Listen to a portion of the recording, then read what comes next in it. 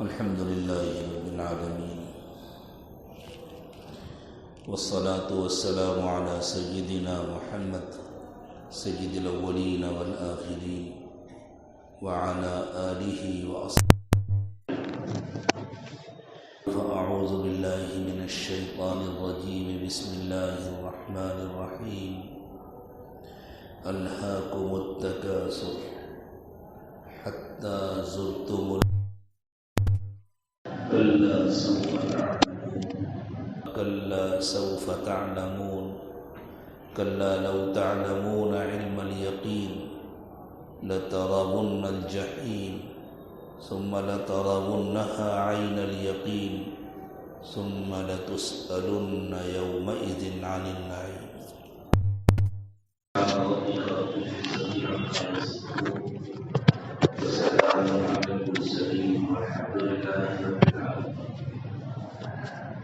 اللهم صل على سيدنا محمد وعلى آل محمد وبارك وسلم.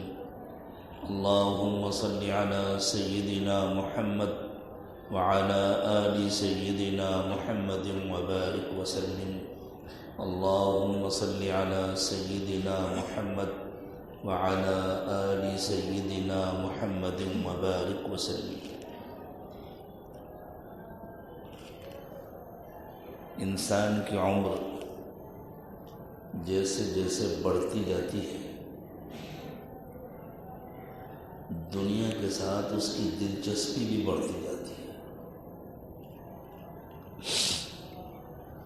فطری طور پر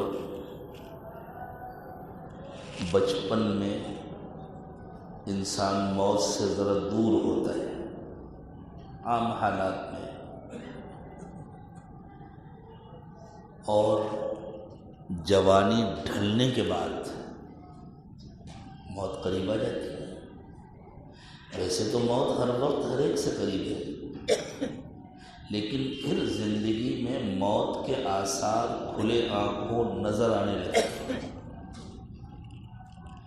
قوتوں کا کمزور ہو جانا، طاقت نہ رہنا، طرح طرح کی بیماریوں کا شکار ہو جانا، یہ سب موت کے آثار ہیں. یہ اس بات کی نشانیاں ہیں کہ بس اب چل چلاؤ ہے. تو عقل مندی اور سمجھداری کا تقاضا یہ ہے کہ جیسے جیسے موت کے آثار بڑھتے جائیں موت کی تیاری بڑھے، اس لیے کہ اس سے بچنا تو ممکن نہیں ہے. موت سے بچنا ممکن نہیں ہے، برے انجام سے بچنا ممکن ہے. موت سے کوئی نہیں بچ سکتا، جہنم سے بچ سکتا ہے. قبر میں جانے سے کوئی نہیں بچ سکتا، لیکن قبر جہنم کا گڑھا نہ بنے، جنت کی کیاری بن جائے، یہ ممکن ہے، یہ ہو سکتا ہے. انسان کی ساری کوشش یہ ہوتی ہے کہ میں قبر میں نہ جاؤں. ڈاکٹروں کو بڑی بڑی فیسیں ادا کی جاتی ہیں، طرح طرح کی دوائیں کھائی جاتی ہیں، مقویات کا استعمال کیا جاتا ہے، جھاڑ پھونک کرایا جاتا ہے، نہ معلوم کیا کیا ہوتا ہے، صرف اس لیے کہ میں مروں نہیں. حالانکہ مرنے سے بچنا ممکن نہیں ہے. کوشش تو یہ ہونی چاہیے کہ مرنے کے بعد میرا برا انجام نہ ہونے پائے. اور موت تو آنی ہے اور اپنے وقت پہ آنی ہے. قل ان الموت الذي تفرون منه فانه ملاقيكم. قرآن کہہ رہا ہے تم موت سے بھاگ کر جا کہاں سکتے ہو؟ تم جس موت سے بھاگ رہے ہو وہ تمہارا پیچھا کر رہی ہے، اور جس پوائنٹ پر تمہارا اور اس کا ٹکراؤ طے ہے وہاں جا کر کے دونوں ایک ساتھ مل جائے. ثم تردون الى عالم الغیب والشہادہ. پھر تمہیں لے جا کر اس کے دربار میں پیش کیا جائے گا جس کو سب کچھ پتہ ہے، جس سے نہ تم کو چھپا سکو گے نہ کسی بات کا انکار کر سکو گے۔ فَيُنَبِّئُكُم بِمَا كُنتُمْ تَعْمَلُونَ، پھر وہ تمہیں بتلائے گا کہ تم زندگی بھر کیا کرتے رہے۔ اللہ مجھے آپ کو ان سمجھداروں میں شامل فرما دے جن کے دلوں سے موت کا ڈر نکل جائے، برے انجام کا ڈر دل میں بیٹھ جائے، جہنم کا ڈر دل میں بیٹھ جائے، اللہ کے پاس پیشی کے وقت ناکامی اور نامرادی کا ڈر دل میں بیٹھ جائے، اور اس ڈر کے نتیجے میں اللہ تعالیٰ برے انجام سے مجھے آپ کو بچا دے، اچھا انجام نصیب فرما دے۔ یہی ہیں وہ سمجھدار لوگ جن کو قرآن اولو الالباب کہتا ہے۔ نصیحتوں کے موقع پر قرآن کہتا ہے ان فی ھذا لذکریٰ لأولی الالباب،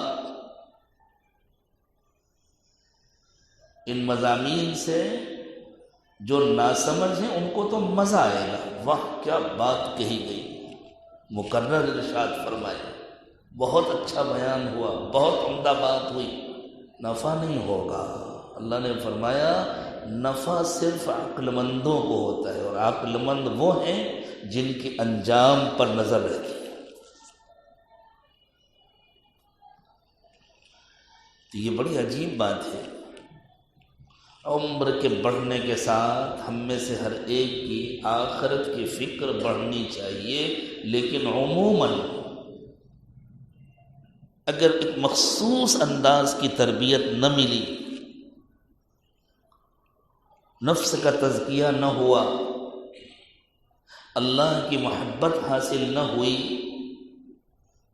تو عام طور سے جو بات نظر آتی ہے وہ یہ ہے کہ عمر کے بڑھنے کے ساتھ ساتھ دنیا کی فکریں بڑھتی جاتی ہیں۔ بچپن بے فکری میں گزرتا ہے، کھیل کود میں گزرتا ہے، جوانی عموماً لاؤبالی پن میں گزرتی ہے، اور جب طاقتیں ختم ہونے لگتی ہیں، جب مرنے کی تیاری کا وقت آتا ہے، اب فکر ہوتی ہے میرے بچوں کے مکان کا کیا ہوگا، فلاں کا کیا ہوگا، فلاں کا کیا ہوگا، اس کا کیسے انتظام ہوگا، اس کا کیسے انتظام ہوگا۔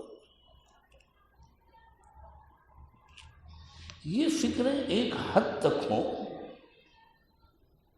آخرت سے غفلت کے بغیر ہوں، اللہ کی نافرمانی کے بغیر ہوں، بس اس حد تک رہیں اگر کہ دنیا دارالاسباب ہے، اللہ نے مجھے بھی ایک ذمہ داری دی ہے، مجھے اللہ کے پاس اپنی اس ذمہ داری کا حساب دینا ہے، اس لیے میں اللہ کو راضی کر کے اپنی اس ذمہ داری سے بھی سبکدوش ہو جاؤں، تو یہ بہت اچھی فکر ہے،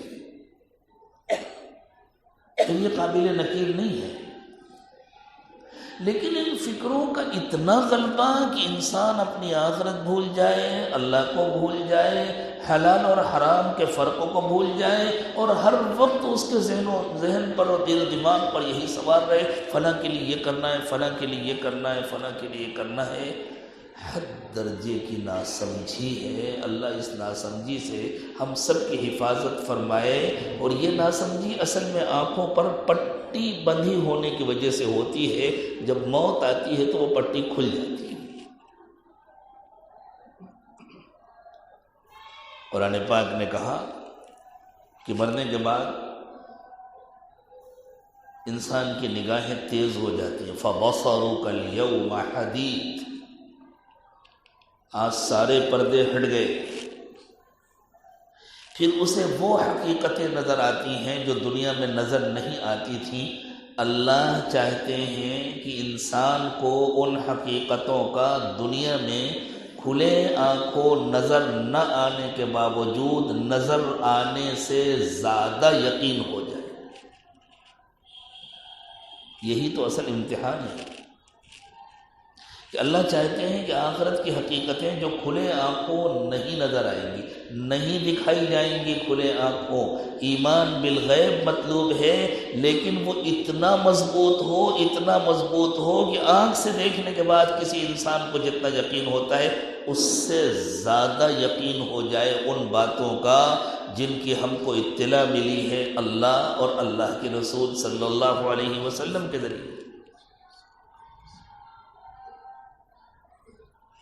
کسی کے ذہن میں یہ سوال آ سکتا ہے کہ جب اللہ چاہتے ہیں کہ ایسا یقین ہو جائے تو دکھا دینے میں کیا نقصان ہے؟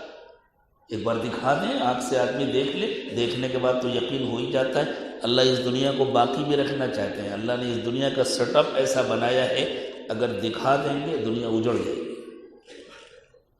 دنیا برباد ہو جائے گی۔ ایک مرتبہ اللہ کے رسول صلی اللہ علیہ وسلم مسجد میں تشریف لائے، بعض صحابہ کرام کسی بات پر ہنس رہے تھے اور ذرا آواز نکل گئی تھی۔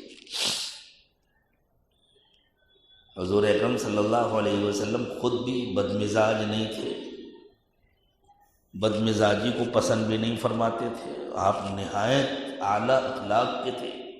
وَإِنَّكَ لَعَلَىٰ خُلُقٍ عَظِيمٍ فَبِمَا رَحْمَةٍ مِّنَ اللَّهِ لِنتَ لَهُمْ وَلَوْ كُنْتَ فَظًّا غَلِيظَ الْقَلْبِ لَانفَضُّوا مِنْ حَوْلِكَ۔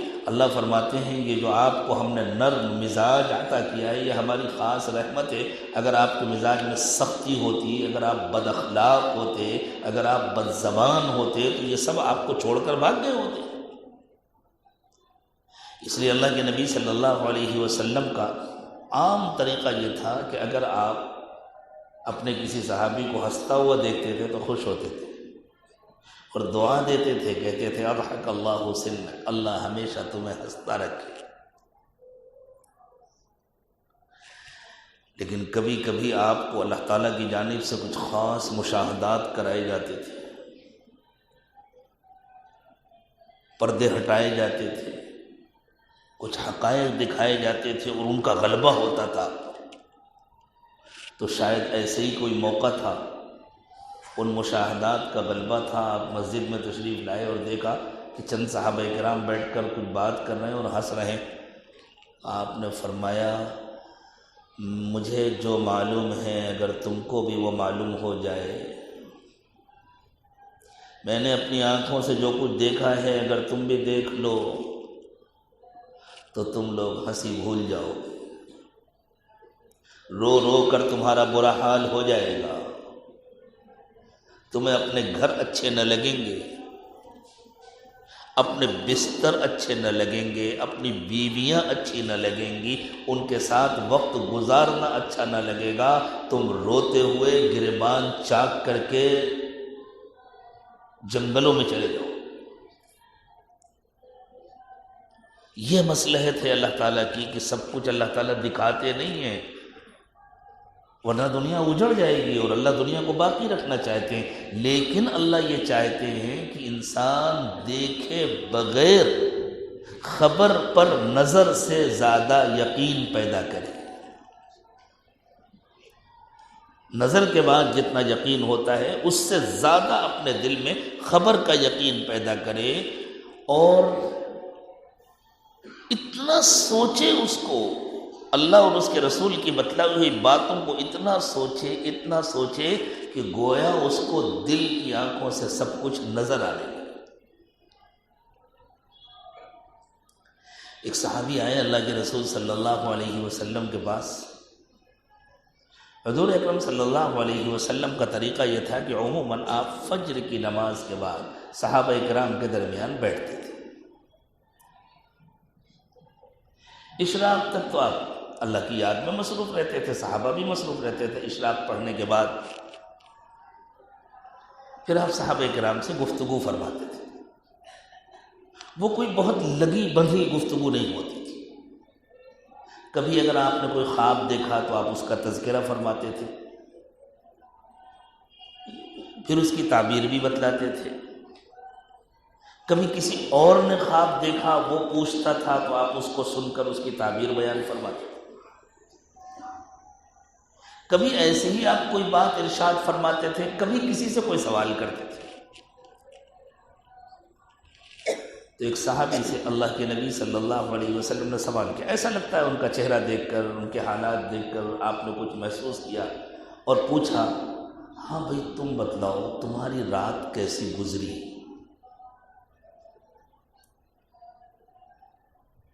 ہم سے کوئی پوچھے رات کیسی گزری تو ہم کیا کہیں گے؟ بڑی اچھی نیند آئی، بڑی مشکل سے اذان میں اٹھ سکے۔ صحابہ کی پوری راتیں سو کر نہیں گزرتی تھی، وہ تو تھوڑی دیر سوتے تھے۔ تتجافى جنوبهم عن المضاجع، تھوڑا آرام کرنے کے بعد تو ان کو بستر اچھے نہیں لگتے تھے۔ يدعون ربهم خوفا وطمعا، بس اللہ کی یاد میں مصروف ہو جاتے تھے۔ اور دو ملی جلی کیفیات ایک ساتھ دل میں ہوتی تھی، خوفا وطمعا۔ ایک طرف دل ڈر رہا ہوتا تھا کہ اللہ کے پاس جانا ہے کیا ہوگا، اور دوسری طرف امید بھی ہوتی تھی اللہ بڑے مہربان ہیں، اللہ نہیں معاف کریں گے تو کون معاف کرے گا۔ وَمَن يَغْفِرُ الذُّنُوبَ إِلَّا اللَّهُ، خود اللہ نے امید دلائی، وَمَن يَغْفِرُ الذُّنُوبَ إِلَّا اللَّهُ، لیکن اس امید کا حق اسی کو ہے جس کو ساتھ میں اتنا ڈر بھی ہو۔ محض ڈر بھی گمراہی ہے، محض امید بھی گمراہی ہے۔ الایمان بین الخوف والرجاء، ایمان یہ ہے کہ یہ ڈر اور یہ امید دونوں ایک ساتھ جمع ہو۔ ایسے راتیں گزرتی تھیں حضرات صحابہ کرام کی، اور ایسے راتیں گزرتی تھیں رحمت دو عالم سیدنا محمد رسول اللہ صلی اللہ علیہ وسلم۔ تو کسی کسی سے حضور پوچھ بھی لیتے تھے، یہ بھی تربیت کا ایک حصہ ہوتا تھا۔ نگرانی فرماتے تھے اللہ کے نبی صلی اللہ علیہ وسلم۔ صرف بازار جا کر کون کیا کر رہا ہے، کیسے بیچ رہا ہے، اسی کی نگرانی نہیں کرتے تھے، تنہائیوں میں کس کا وقت کیسے گزر رہا ہے اس کی بھی نگرانی فرماتے تھے اللہ کے نبی صلی اللہ علیہ وسلم۔ تو جب پوچھا رات کیسی گزری تو انہوں نے عرض کیا حضور کمال ایمان کے ساتھ رات گزری۔ حضور نے فرمایا اچھا بہت بڑی بات کہہ رہے ہو، کیا علامت ہے تمہارے ایمان کے کامل ہونے کی؟ انہوں نے عرض کیا کہ اللہ کے نبی صلی اللہ علیہ وسلم اللہ کی یاد کا، اللہ کی باتوں کا دل و دماغ پر ایسا غلبہ ہو گیا ہے کہ جب رات کی تنہائی میں نماز پڑھنے کے لیے کھڑا ہوتا ہوں اور قرآن کی تلاوت کرتا ہوں، نبی صلی اللہ علیہ وسلم بھی اور حضرات صحابہ کرام بھی تہجد میں لمبی تلاوت فرماتے تھے۔ فرمائے جب میں تلاوت کرتا ہوں اور جہنم کا تذکرہ آتا ہے ان آیات میں، تو مجھے ایسا لگتا ہے کہ میں جہنمیوں کو جہنم میں جلتا ہوا اپنی آنکھوں سے دیکھ رہا ہوں۔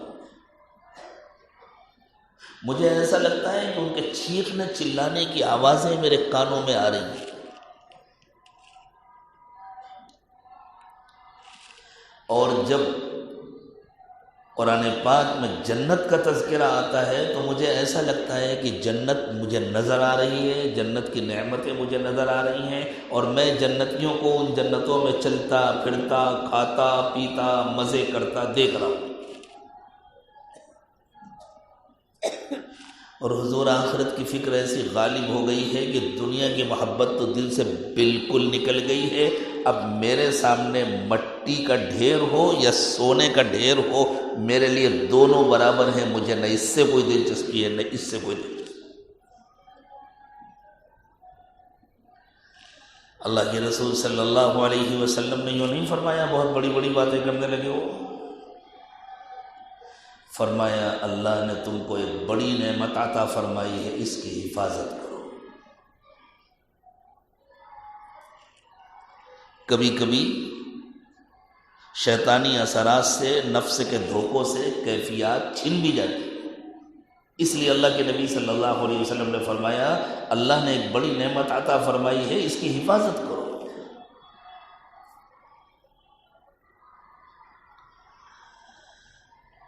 بہت سارے صحابہ کرام اپنے بارے میں یہ فرماتے ہیں، خود سیدنا علی مرتضیٰ رضی اللہ تعالی عنہ اپنے بارے میں فرماتے ہیں کہ میں قرآن پاک میں جہنم کا تذکرہ پڑھتا ہوں تو مجھے ایسا لگتا ہے کہ جہنمیوں کی آوازیں میرے کانوں میں آ رہی ہیں، اور میں جب جنت کا تذکرہ پڑھتا ہوں تو مجھے جنت کی نعمتیں اپنی آنکھوں سے نظر آتی ہیں۔ لیکن اس کے باوجود یہ اللہ تعالیٰ کی مصلحت ہے کہ اللہ سب کو نہ دکھائے، اگر دکھا دیں تو کیا ہوگا۔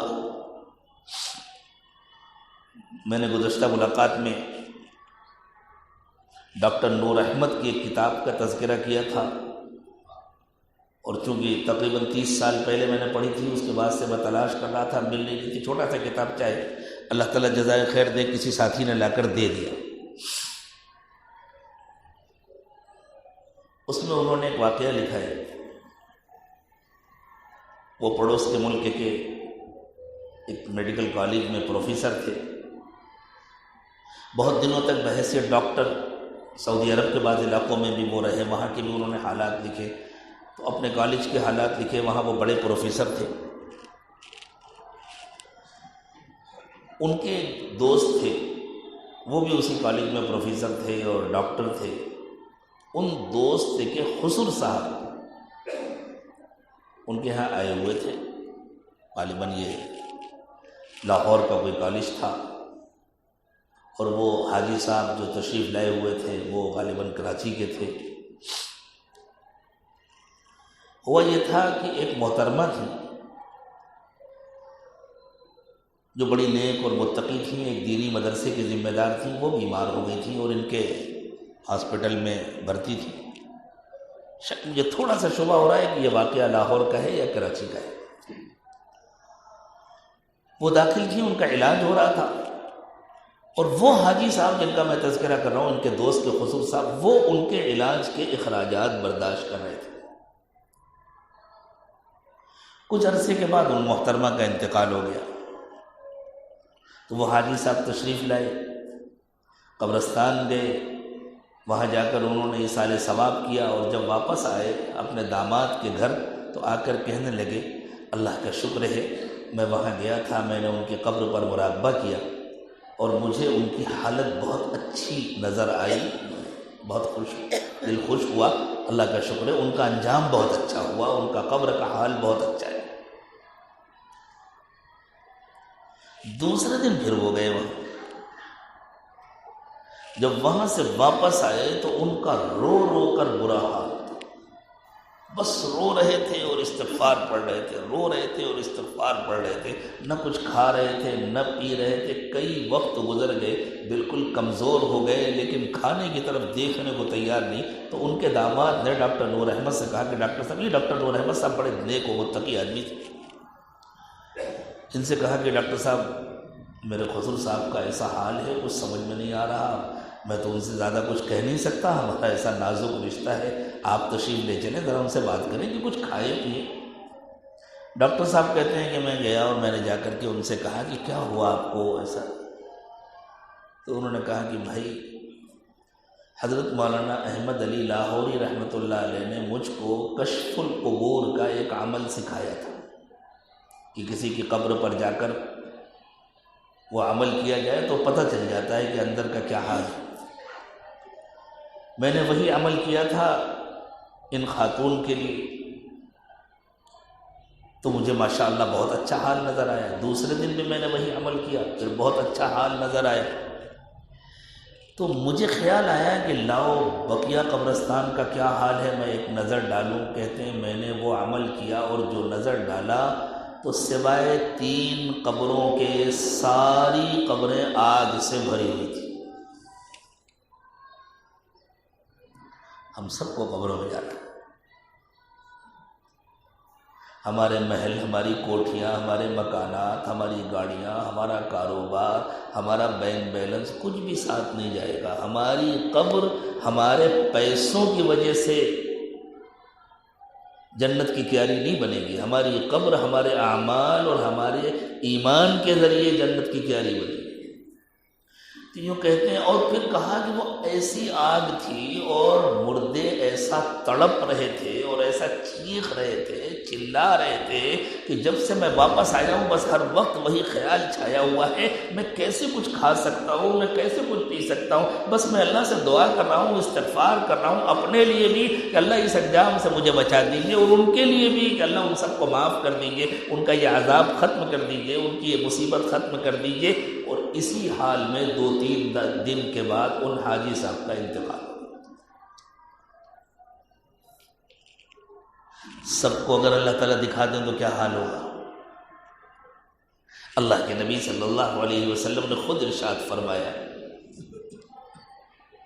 کہ اگر میں اللہ سے دعا کروں کہ قبر کے حالات تمہیں نظر آ جائیں تو آ جائیں گے، کوئی ناممکن نہیں ہے، نظر آ جائیں گے حالات، لیکن پھر تم لوگ اپنے مردوں کو قبروں میں دفن کرنا چھوڑ دو، دنیا اجڑ جائے گی۔ اگر آخرت کے حالات ہمیں دنیا میں نظر آنے لگیں تو دنیا اجڑ جائے گی، دنیا برباد ہو جائے گی، اور اللہ ابھی اس دنیا کو اجاڑنا نہیں چاہتے، اللہ اس دنیا کو برباد کرنا نہیں چاہتے، اللہ اس دنیا کی رونقوں کو باقی رکھنا چاہتے ہیں، اور اللہ چاہتے ہیں کہ اس دنیا کی رونقوں میں رہتے ہوئے ہم آخرت میں جینے والے بن جائیں۔ جیسے حضرات صحابہ کرام کے بارے میں بعض والوں نے کہا کہ وہ رہتے تھے زمین پر، جیتے تھے آخرت میں، ہر وقت ان پر آخرت کی فکر سوار رہتی تھی، ہر بول سے پہلے انہیں یہ خیال ہوتا تھا اس کا حساب دینا ہے، ہر عمل سے پہلے وہ یہ سوچتے تھے کہ اس کا حساب دینا ہے، میں اللہ کے پاس اس کا حساب دے سکوں گا یا نہیں دے سکوں گا۔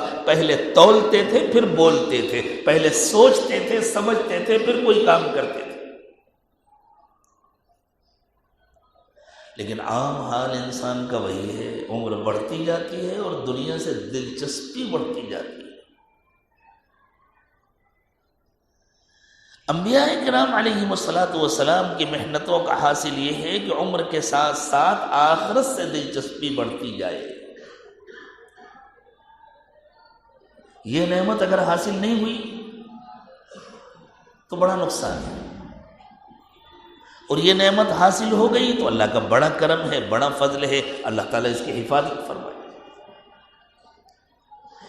اسی حقیقت کو اللہ تعالیٰ نے سورۃ التکاثر میں بیان فرمایا ہے، الہاکم التکاثر حتی زرتم المقابر، تم لوگ دنیا میں ایسے الجھے رہتے ہو۔ تکاثر کہتے ہیں مال کی زیادتی میں ایک دوسرے کا مقابلہ کرنا، ایسا کمپٹیشن چلتا رہتا ہے ذہنوں میں، فلاں نے تو اتنا بڑا گھر بنا لیا، فلاں نے تو ایسی گاڑی لے لی، فلاں کا تو اتنا بڑا کاروبار ہو گیا، میرا تو اب تک اتنا ہی ہو سکا، فلاں نے تو اتنے لوم لگا لیے، فلاں نے تو اتنی سائزنگ لگا لی، فلاں نے تو ایسا یہ کر لیا، یہ کر لیا، یہ کر لیا، میں یہ کر لوں، میں یہ کر لوں، میں یہ تو بس ساری زندگی اوورٹیک کے چکر میں گزر جاتی ہے۔ حالانکہ اسے پتہ نہیں ہوتا میں اس تیز رفتاری کے ساتھ دوسروں کو اوورٹیک کر کے گزر رہا ہوں، میری گاڑی قبر کی طرف دوڑ کر جا رہی ہے۔ الہاکم التکاثر حتی زرتم المقابر، ایک دوسرے سے مقابلے میں تم ایسے غفلت میں پڑے رہتے ہو، ایسے الجھے رہتے ہو، تمہیں اندازہ بھی نہیں ہوتا کہ تم جا کہاں رہے ہو، اور ایک دن قبر میں پہنچ جاتے ہو۔ وہاں جا کر تو پتہ چل ہی جائے گا، کلا سوف تعلمون، یہاں تم نہیں مانتے تو کیا ہوا، وہاں تو پتہ چل ہی جائے گا۔ ثم کلا سوف تعلمون، یہ تو بالکل حقیقت ہے کہ وہاں جا کر پتہ چل جائے گا، لیکن وہاں جا کر پتہ چلنے سے فائدہ نہیں ہوگا۔ کلا لو تعلمون علم الیقین، فائدہ تو اس میں ہے کہ یہاں تم کو یقین کے ساتھ معلوم ہو جائے، وہاں جا کر تو معلوم ہو ہی جائے گا، مرنے کے بعد تو سب کچھ پتہ چل جائے گا، مرنے کے بعد تو پردے ہٹ جاتے ہیں۔ کبھی کبھی اللہ چاہتے ہیں تو مرنے سے پہلے بھی کچھ دکھا دیتے ہیں، یہ کبھی کبھی ہوتا ہے۔ مجھے انہی کا لکھا ہوا ڈاکٹر نور احمد کا ایک واقعہ یاد آ گیا۔ وہ کہتے ہیں کہ وہ ایک جماعت میں گئے ہوئے تھے، کوئی علاقہ ہے مانسہرہ ان کے یہاں کا، وہ کہتے ہیں مانسہرہ کے علاقے میں ہم جماعت میں گئے ہوئے تھے، ایک مسجد میں گئے، تعلیم شروع کی۔ یہ جماعت کا وہ ابتدائی دور تھا، بہت زیادہ جماعت کا تعارف بھی نہیں تھا، تعارف ہو رہا تھا، کام ہو رہا تھا۔ کہتے ہیں ہم مسجد میں گئے، تعلیم شروع کی، اور ہم لوگوں نے سوچا کہ باہر جو لوگ بیٹھے ہوئے ہیں، جو بازاروں میں ہیں، جا کر کے ذرا ملاقاتیں کر کے ان کو لے کر مسجد میں آ جائیں، مسجد کے اعمال میں ان کو جوڑیں۔ تو یوں کہتے ہیں ہم لوگ گئے اور باہر جا کر ہم نے گشت کیا، لوگوں سے ملاقاتیں کی۔ کچھ لوگ تو آنے کو تیار ہو گئے اسی وقت، اور کچھ لوگوں نے کہا کہ ٹھیک ہے ہم نماز کے وقت آئیں گے۔ ایک شخص نے کہا کہ میں ابھی تو نہیں آ سکتا، میں آؤں گا نماز میں، لیکن نماز کے بعد میں آپ لوگوں کو عذاب قبر کا ایک واقعہ سناؤں گا۔ بہت غور سے سننے کا واقعہ۔ کہتے ہیں وہ شخص نماز میں آیا، ہمارے ساتھ نماز پڑھی، نماز کے بعد جو بھی بیان وغیرہ ہوا اس سے فارغ ہو کر وہ بیٹھ گیا، اور اس نے کہا کہ میں ایک ریٹائرڈ فوجی ہوں۔ 65 کی جو جنگ ہوئی تھی، اس نے کہا اس موقع پر ایک قبرستان میں عارضی اسلحہ ڈپو بنایا گیا تھا اور ہم لوگوں کی وہاں ڈیوٹی تھی۔ میں وہاں اپنی ڈیوٹی پر تھا۔ وہ کہتا ہے ایک دن مجھے خیال آیا بندوق لیے ہوئے کہ ذرا قبرستان کو میں گھوم کر کے دیکھوں، تو چلا گیا آگے۔ گھوم رہا تھا، ایک قبر کے پاس پہنچا تو اس کے اندر سے ہڈیوں کے چٹکنے کی آواز آ رہی تھی، جیسے ہڈیاں تڑ تڑ بول رہی ہوں، آپس میں ٹوٹ رہی ہوں۔ یہ کہتے ہیں میں دیکھنے لگا کہ یہ بار بار تھوڑی تھوڑی دیر میں آواز کہاں سے آ رہی، تو میں نے محسوس کیا کہ یہ قریب کی قبر ہے، ایک پرانی سی قبر تھی، اس سے آواز آ رہی ہے۔ تو اپنے بندوق کے بیٹ سے میں نے ذرا سا اس کی اینٹیں ہٹائیں، قبر تھوڑی سی اور کھلی، تو ڈاکٹر وہ شخص کہتا ہے کہ میں نے دیکھا کہ ایک مردے کا ہڈیوں کا ڈھانچہ پڑا ہوا، گوشت نہیں، خالص ہڈیوں کا ڈھانچہ، اور ایک عجیب سا جانور ہے جو اس کے پاس بیٹھا ہوا ہے، اور وہ تھوڑی تھوڑی دیر میں اس ڈھانچے پر منہ مارتا ہے، اور جب مارتا ہے تو پورا ڈھانچہ ایسا اکڑ جاتا ہے، اور اس سے ہڈیوں کے چٹکنے کی آواز آتی ہے، جس سے اندازہ ہوتا ہے اس کو شدید تکلیف ہو رہی ہے۔ پھر تھوڑی دیر کے بعد جب ڈھانچہ اپنے حالت میں ہو جاتا ہے تو یہ پھر منہ مار دیتا ہے۔ یہ کہتے ہیں مجھے خیال آیا کہ یہ کون جانور ہے جو اس مردے کو تکلیف پہنچا رہا ہے۔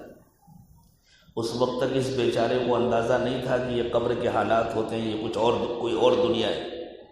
وہ سمجھا کہ ایسی کوئی جانور ہے اس کو تکلیف پہنچا رہا ہے۔ کہتے ہیں میں نے اس کو اپنے بندوق سے ہٹانا چاہا، مارنا چاہا اس کو، تو اس نے قبر سے باہر نکل کر میرا پیچھا کیا۔ ایک بیچارہ کہتا ہے جب اس نے قبر سے باہر نکل کر میرا پیچھا کیا تو میں تو گھبرا کر بھاگا، وہاں سے دور تک بھاگتا چلا گیا۔ وہ چھوٹا جانور تھا، میں نے سمجھا کہ اب چلا گیا ہوگا، پلٹ کے دیکھا تو وہ چلا آ رہا ہے۔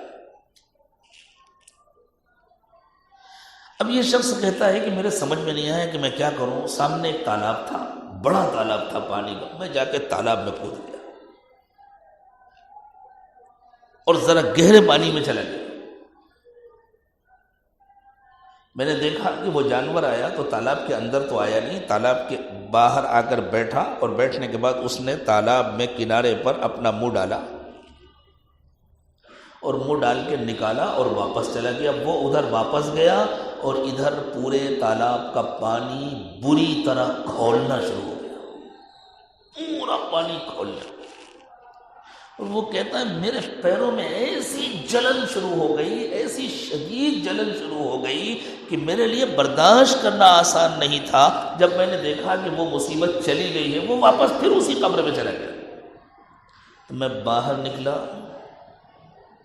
میرے پورے پیروں میں آبلے پڑے ہوئے تھے۔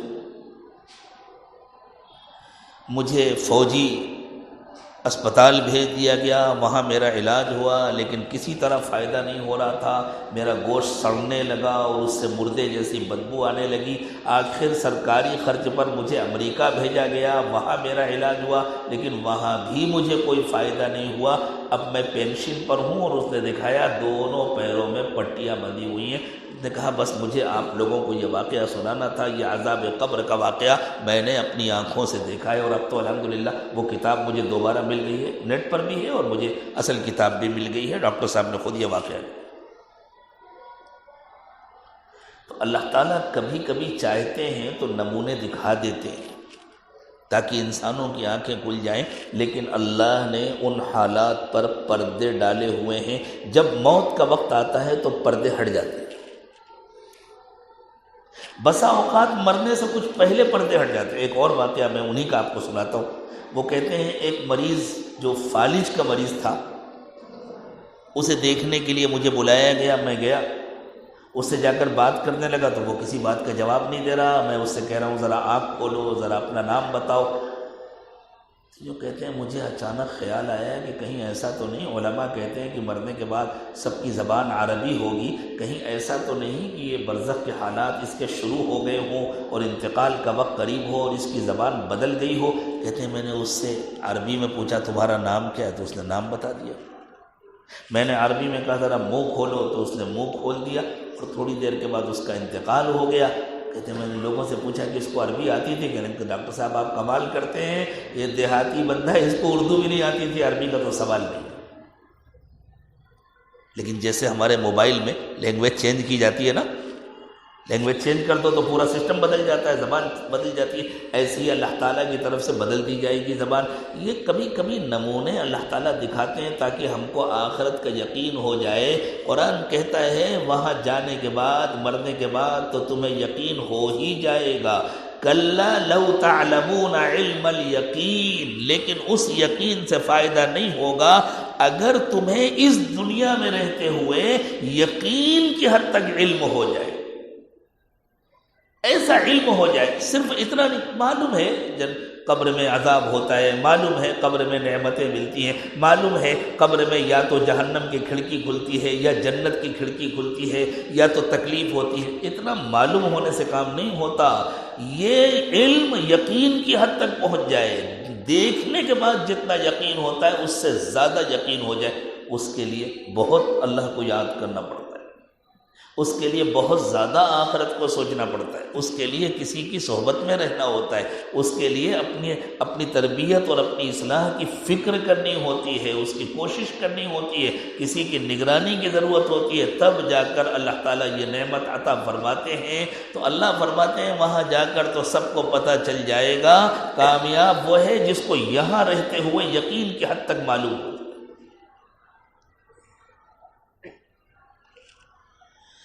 لَتَرَوُنَّ الْجَحِيمَ، اگر تم نے اللہ کو راضی نہیں کیا تو پھر جہنم دیکھنا پڑے گا، اور جہنم ہر ایک کو دیکھنا ہے۔ جس نے اللہ کو راضی کیا اسے بھی جہنم دیکھنا ہے، جس نے اللہ کو راضی نہیں کیا اسے بھی جہنم دیکھنا ہے، لیکن دونوں کے دیکھنے میں فرق ہوتا ہے۔ روایات میں آتا ہے کہ قبر میں جب فرشتے آ کر سوالات کرتے ہیں اور بندہ اگر کامیاب ہو جاتا ہے اور اللہ کی طرف سے یہ پیغام دے دیا جاتا ہے، ایک فرشتہ کہتا ہے یہ تو کامیاب ہو گیا، تو پھر یہ سوال کرنے والے فرشتے اس سے کہتے ہیں سامنے دیکھو، تو سامنے جہنم نظر آتی، کامیاب ہوا سامنے جہنم نظر آتی۔ فرشتے کہتے ہیں اگر تم ناکام ہوتے تو یہاں جاتے، لیکن اللہ کا فضل ہوا، تم نے اپنی فکر کی، اب اللہ نے اس جہنم سے تمہیں بچا دیا، اب ادھر دیکھو، ادھر دیکھتا ہے تو جنت نظر آتی، اب تمہارا ٹھکانہ یہ ہے، اور پھر جہنم کا دروازہ بند کر دیا جاتا ہے، جنت کی کھڑکی کھول دی جاتی ہے۔ اب تک جہنم کی گرمی نہیں آ رہی ہے، صرف نظر آ رہا ہے۔ جیسے یہاں بیٹھ کر کے بھیونڈی میں بیٹھ کے کسی کو امریکہ کے مناظر دکھا دیے جائیں، کسی کو آسٹریلیا کے مناظر دکھا دیے جائیں، دنیا کے کسی ملک میں اگر برف باری ہو رہی ہے اور موبائل پر وہ برف باری دکھا دی جائے تو سردی نہیں لگتی اس کو دیکھ کر کے، اور اگر کہیں خدا نخواستہ آسٹریلیا کے جنگلوں میں آگ لگی ہو اور موبائل پر آگ کے وہ مناظر دکھا دیے جائے تو گرمی نہیں لگتی اس آگ کو دیکھ کر کے۔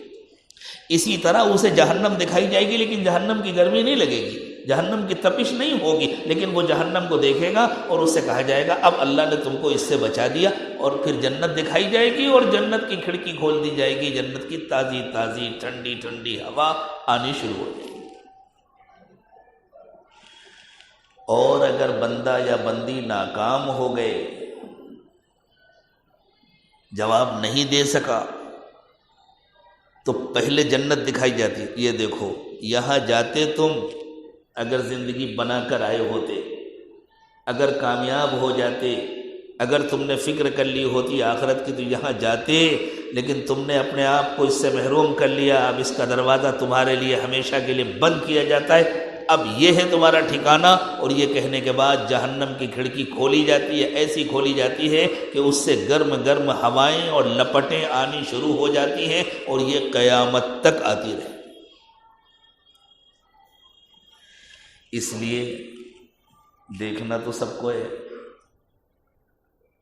لَتَرَوُنَّ الْجَحِيمَ، تم جہنم کو دیکھو گے، ثُمَّ لَتَرَوُنَّهَا عَيْنَ الْيَقِينِ، اور ایسے دیکھو گے کہ تمہیں یقین آ جائے گا، یقین کی آنکھوں سے دیکھو گے کہ ہاں یہی ہے وہ چیز جس سے ڈراتے تھے انبیاء کرام علیہم الصلاۃ والسلام، اور میرے سمجھ میں نہیں آتا۔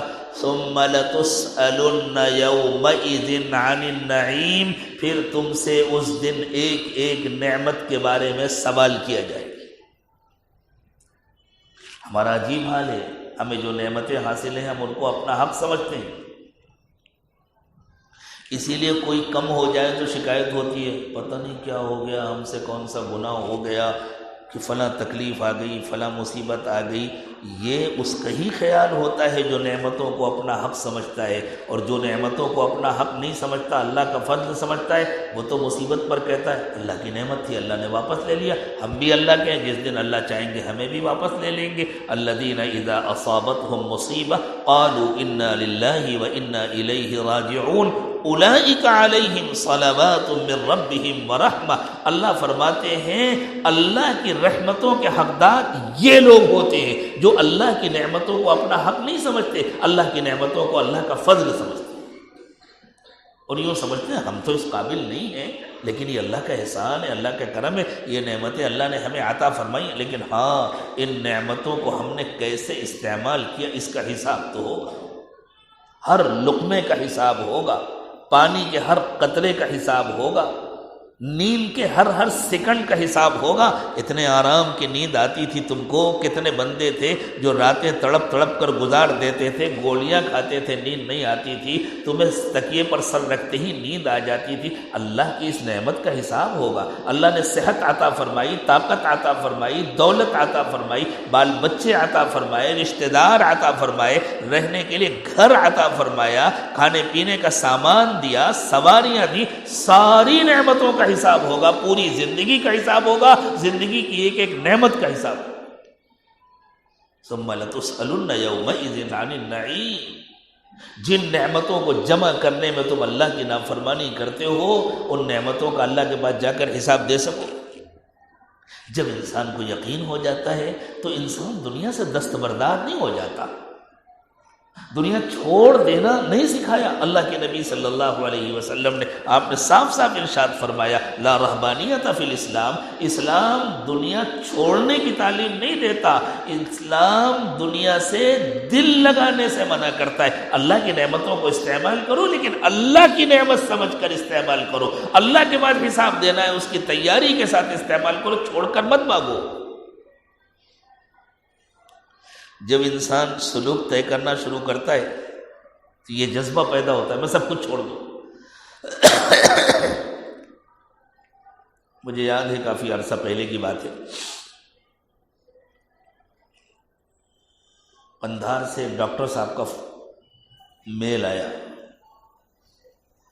اور انہوں نے لکھا کہ میرا تعلق بھی نقش بندی سلسلے سے ہے، میں پیشے سے ڈاکٹر ہوں، ایک شیخ سے مجھے اجازت بھی ہے اور آپ کے بیانات بھی سنتا ہوں، فائدہ ہوتا ہے مجھے آپ سے ایک مشورہ کرنا ہے، میرا دل چاہتا ہے کہ اب میں اپنا دواخانہ بند کر دوں اور جنگل میں کہیں چلا جاؤں اور جو عمر باقی رہ گئی ہے وہاں بس اللہ اللہ کرنے میں گزار دوں۔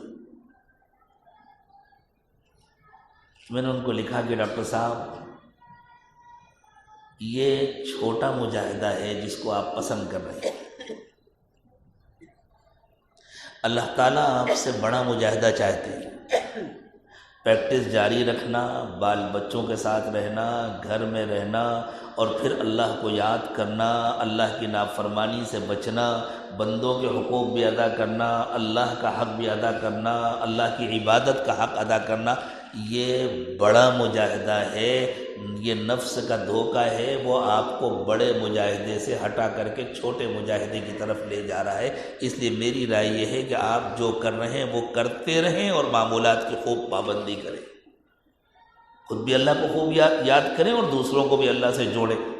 تو ان کا جواب آیا کہ اللہ تعالیٰ جزائے خیر دے، واقعی بات میرے سمجھ میں آ گئی اور یہ دھوکہ تھا، میں اس کو بڑا مجاہدہ سمجھ رہا تھا، آپ سمجھ میں آیا کہ یہ چھوٹا مجاہدہ ہے۔ تو اللہ کو یاد کرنے کا یہ مطلب نہیں ہے کہ سب کچھ چھڑا دیا جائے، ختم کر دیا جائے، یہ تو پسند ہی نہیں ہے۔ اللہ کے نبی صلی اللہ علیہ وسلم نے خود نہیں چھوڑا، آپ نے شادی بیاہ بھی کیا، صحابہ کرام کو آپ نے منع نہیں کیا کہ کاروبار مت کرو، گھر مت بناؤ، لیکن ہاں آپ نے یہ تعلیم دی دنیا سے دل نہ لگاؤ، دنیا کو ضرورت سمجھ کر برتو، دنیا سے دل نہ لگاؤ، اللہ کی نعمتوں کو اپنا حق مت سمجھو، اللہ کی نعمتوں کو اللہ کا فضل سمجھو، اور ہر وقت یہ خیال رکھو کہ مجھے اللہ کی ہر نعمت کا حساب دے۔ اللہ تعالیٰ آخرت کی فکر مجھے بھی عطا فرما دے، آپ کو بھی عطا فرما۔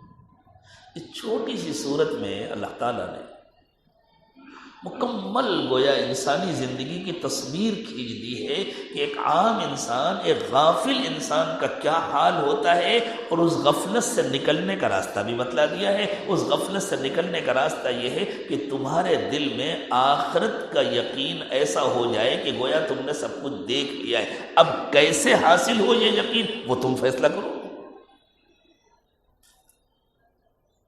کسی کو 2 منٹ میں حاصل ہو جائے بہت اچھی بات ہے، کسی کو برسوں محنت کرنے کے بعد حاصل ہو تو محنت کرنا ہے، یہ یقین حاصل کرنا ضروری ہے۔ بزرگوں کے ہاں، اللہ والوں کے ہاں، صوفیہ کے ہاں جتنی مشقیں کرائی جاتی ہیں، جتنے مجاہدے کرائے جاتے ہیں، وہ سب اسی یقین کو حاصل کرنے کے لیے محنتیں ہیں۔ اس یقین کو حاصل کرنا ضروری ہے۔ اللہ یہ یقین مجھے بھی عطا فرمائے، آپ کو بھی عطا فرمائے۔ اس کے لیے ہمارے بڑوں نے، بزرگوں نے جو راستے بتلائے ہیں، جو طریقے بتلائے ہیں، اور وہ سارے طریقے کتاب و سنت سے ثابت ہیں، کوئی طریقہ بھی کسی بندے کی ایجاد نہیں ہے، وہ سب اللہ سے اور اللہ کے نبی صلی اللہ علیہ وسلم سے ثابت ہیں۔ اللہ تعالی ہم سب کو ان طریقوں پر کامل اخلاص کے ساتھ چلنے کی توفیق عطا فرمائے۔ ہاں یہ بات ہمیشہ ذہن میں رکھنا چاہیے، سارے طریقے وسائل ہیں، آخرت کا یقین حاصل کرنا مقصد ہے۔ ایسا نہ ہو کہ ہم وسائل میں ایسے الجھ جائے کہ مقصد کو بھول جائے۔ اللہ کا قرب حاصل کرنا، آخرت کا ایسا یقین حاصل کرنا کہ آخرت دل و دماغ پر چھا جائے، ڈر لگنے لگے انسان کو، اللہ کی نافرمانی سے ایسا ڈر لگنے لگے کہ انسان اللہ کی نافرمانی سے بچنے کے لیے سب کچھ قربان کرنے کو تیار ہو جائے، سب کچھ چھوڑنے کو تیار ہو جائے، حتیٰ کہ جو اس سے زبردستی اللہ کی نافرمانی کرائے وہ اس سے اپنا رشتہ ختم کرنے کو تیار ہو جائے، لیکن اللہ کی نافرمانی کرنے کو تیار نہ ہو، جس کو حدیث کی زبان میں الحب فی اللہ اور البغض فی اللہ کہا گیا۔ اللہ کے لیے محبت، اللہ کے لیے نفرت۔ جو ہمیں اللہ سے جوڑے گا وہ ہمارا ہے، اور جو ہمیں اللہ سے کاٹے گا وہ ہمارا نہیں ہے، چاہے جتنا سگا رشتہ دار ہو۔ یہ کیفیت اللہ تعالیٰ مجھے آپ کو سب کو عطا فرما دے۔ اس کے لیے معمولات کی پابندی کی بہت ضرورت ہے، روزانہ اپنا محاسبہ کرنے کی ضرورت ہے، روزانہ اپنی توبہ کو تازہ کرنے کی ضرورت ہے، روزانہ کثرت سے اللہ کو یاد کرنے کی ضرورت ہے، ہر وقت دل میں اللہ کا دھیان جمانے کی ضرورت ہے۔ ہم پھر سے اپنی توبہ تازی کر لیتے ہیں انشاءاللہ۔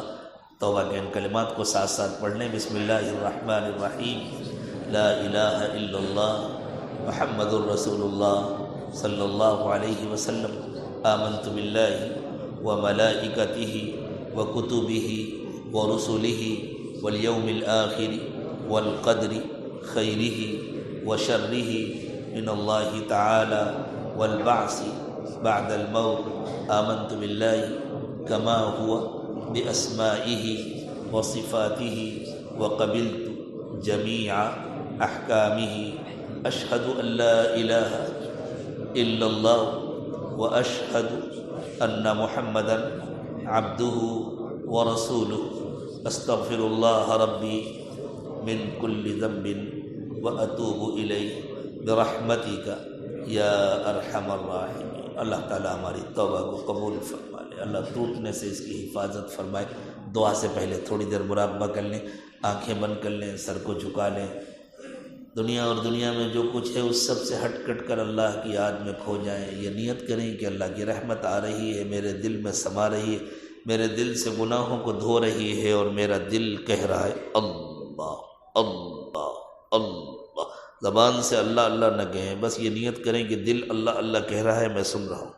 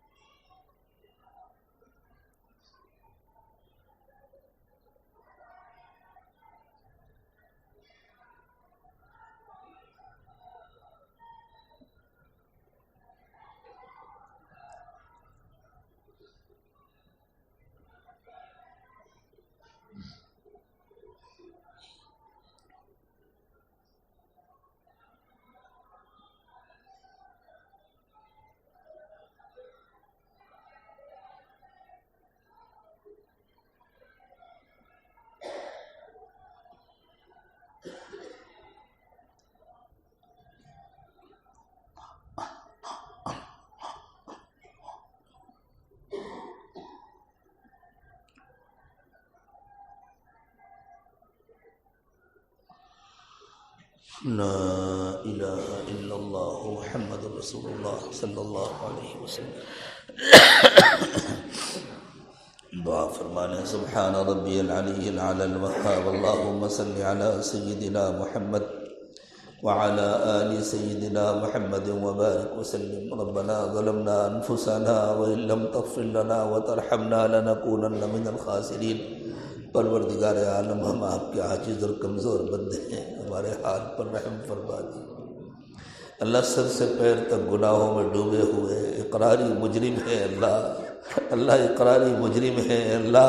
بڑھاپا آ گیا، بال سفید ہو گئے، دانت آپ کی نعمتیں کھاتے کھاتے گھس گئے، لیکن اب تک زبان شکر گزار نہیں بنی اللہ، اب تک آخرت کی فکر نہیں آئی اللہ۔ ہم سب کو آخرت کی فکر نصیب فرما دیجیے اللہ۔ بری زندگی، بری موت، برے انجام سے بچا دیجیے اللہ۔ بری زندگی، بری موت، برے انجام سے بچا دیجیے۔ اچھی زندگی، اچھی موت، اچھا انجام نصیب فرما دیجیے اللہ۔ قیامت کے دن کی ذلت اور رسوائی سے بچا دیجیے اللہ۔ قیامت کے دن کی ذلت اور رسوائی سے بچا دیجیے اللہ۔ اس دن جس کو عزت ملی اس سے بڑا خوش نصیب کوئی نہیں، اور اس دن جو ذلیل ہوا اس سے بڑا بد نصیب کوئی نہیں اللہ۔ خوش نصیبوں میں شامل فرما دیجیے، سمجھداروں اور عقل مندوں میں شامل فرما دیجیے اللہ۔ بد نصیبی سے حفاظت فرمائیے اللہ۔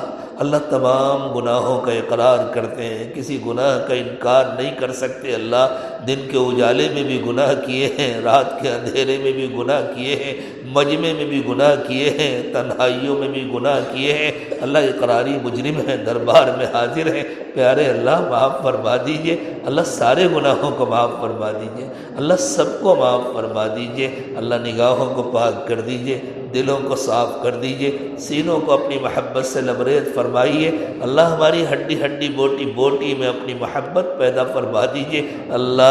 دلوں کی غفلت دور فرما دیجئے، ایک پل کی غفلت سے بھی حفاظت فرمائیے اللہ۔ دلوں کو اپنی یاد سے آباد فرما دیجئے اللہ ہمارے انگ انگ سے رومے رومے سے اپنا ذکر جاری فرمائیے، اللہ روزی کی خاطر آپ اپنی نافرمانی سے ہماری حفاظت فرمائیے، اللہ اطاعت کے ساتھ فرما برداری کے ساتھ برکت والی روزی عطا فرما دیجیے، حلال و پاکیزہ روزی عطا فرمائیے، اللہ روزی کی تنگی سے حفاظت فرمائیے، ہر قسم کی بیماریوں اور پریشانیوں سے حفاظت فرمائیے، اللہ ہمارے ظاہر کو 100% سنتوں سے سجا دیجیے اور ہمارے باطن کو اپنی یاد سے آباد فرما دیجیے، اللہ ہماری دنیا کی ساری ضرورتیں پوری فرما دیجیے اور اللہ ہماری آخرت کو ہماری دنیا سے بہتر بنا دیجیے، اللہ ہماری عمر میں، علم میں، عمل میں، صحت میں، طاقت میں، قوت میں، ایمان و معرفت میں برکت عطا فرمائیے، آخری سانس تک اللہ ساری طاقتوں اور قوتوں کو سلامت رکھیے اور جب موت کا وقت آئے تو کامل ایمان کی موت نصیب فرمائیے،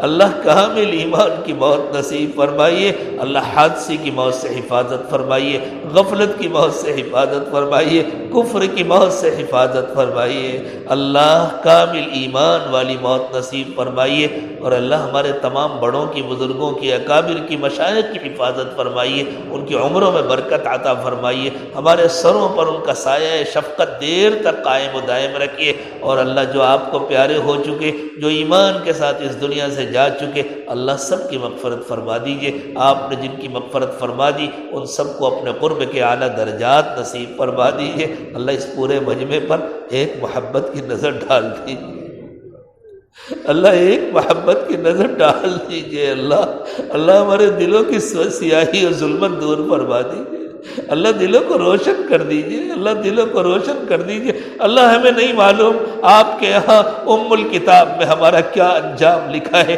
اللہ اگر برا انجام لکھا ہو تو اسے بدل دیجئے، اللہ اگر برا انجام لکھا ہو تو اسے بدل دیجئے، اور اللہ اگر آپ نے اپنے فضل سے اچھا انجام لکھا ہو تو اسے بدلنے سے محفوظ فرما دیجئے، اللہ ہم راضی ہو جائیے، اللہ آپ راضی ہو جائیے، اللہ ہم سب سے راضی ہو جائیے، اپنے رضا والے اعمال نصیب فرمائیے، اپنی ناراضگی سے اور ناراضگی کے اسباب سے حفاظت فرمائیے، اللہ ہم سب کو اپنی محبت و معرفت نصیب فرمائیے، اپنی اور اپنے چاہنے والوں کی محبت نصیب فرمائیے، اللہ نسبت کا نور عطا فرما دیجیے، دلوں کا سرور عطا فرما دیجیے، اللہ دلوں کی ظلمت و تاریکی دور فرما دیجیے، دلوں کو روشن کر دیجیے، اللہ قیامت تک ہماری نسلوں میں کبھی کسی کو جہنمی نہ بنائے، اللہ قیامت تک ہماری نسلوں میں کبھی کسی کو ایمان سے محروم نہ فرمائیے، اللہ پوری دنیا میں ہدایت عام فرما دیجیے اور ہم سب کو ذریعے اور سبب کے طور پر قبول فرما لیجیے،